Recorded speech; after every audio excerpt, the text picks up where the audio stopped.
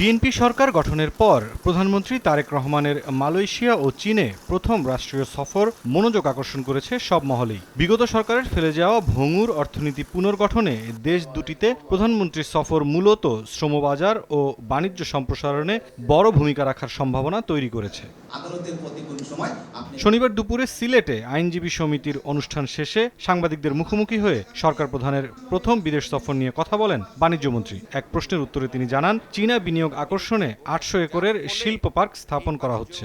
Myanmar হয়ে যদি একটি ট্রাক চীনের দিকে যায়, এই রাস্তাটি যদি উন্মুক্ত থাকে, বাংলাদেশ ভূখণ্ড থেকে চাইনিজ ভূখণ্ডে পৌঁছাতে পারে 24 ঘন্টায়। তো 24 ঘন্টায় যদি আমরা চীন পণ্য পৌঁছাতে পারি অথবা চীন আমাদের কাছে পণ্য পৌঁছাতে পারে, তাহলে দ্বিপক্ষীয় বাণিজ্য কি পরিমাণ গতি লাভ করবে এটা তো সবাই বুঝতে পারে।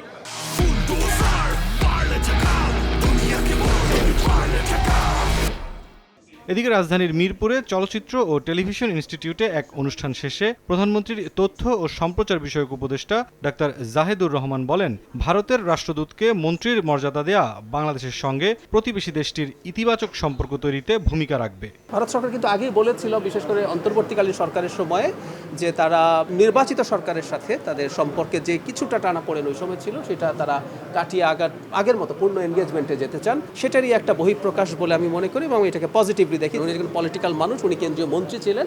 সো আমরা বিশ্বাস করি, আমরা আশা করি আমাদের যে অনিষ্পন্ন যে সমস্যাগুলো আছে সেগুলোর ব্যাপারে তারা আন্তরিক হবেন এবং স্বার্থ অক্ষুণ্ণ রেখে বাংলাদেশ যে কোনো দেশের সঙ্গে কাজ করতে আগ্রহী বলে জানান ডাক্তার জাহেদুর রহমান। প্রত্যেকটা দেশের সাথে তার স্বার্থ অক্ষুণ্ণ রেখে এনগেজ করবে, এই বার্তাটা স্পষ্ট হয়েছে। মুরসালিন হক জুনায়েদ, সময় সংবাদ, ঢাকা।